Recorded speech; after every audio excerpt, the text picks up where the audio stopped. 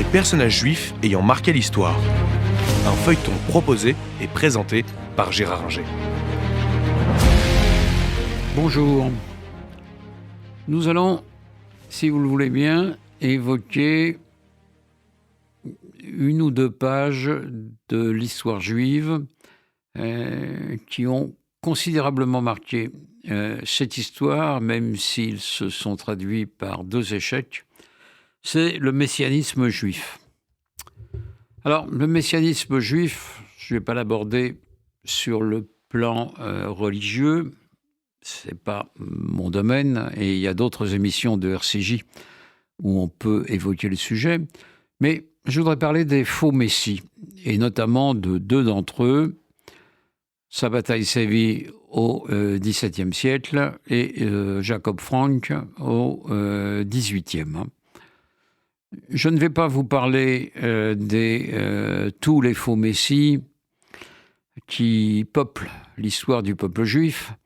Il y en a beaucoup, on en a relevé à peu près une trentaine de l'Antiquité jusqu'à nos jours. La plupart n'ont pas laissé des traces importantes.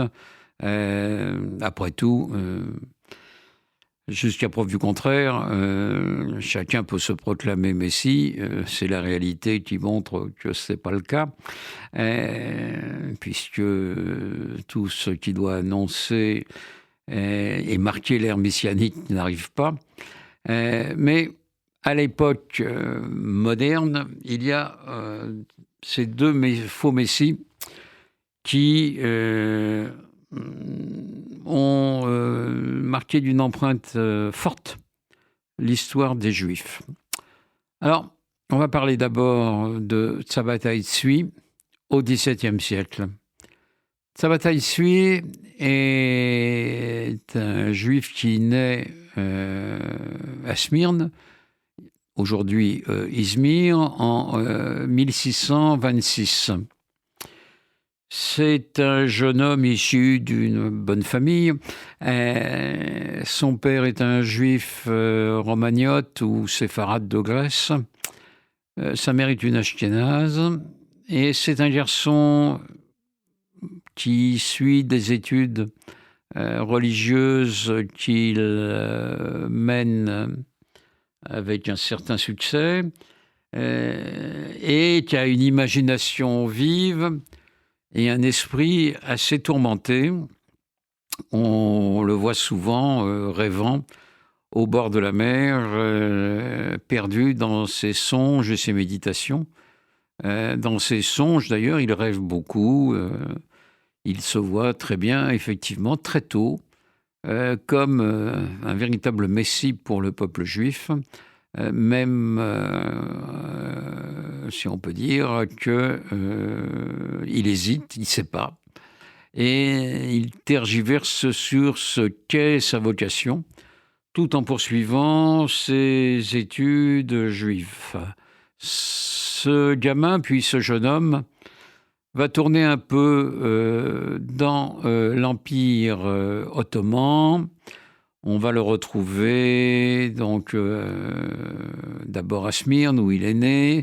On va le retrouver à Andrinople, Édirne aujourd'hui. On va le retrouver au Caire.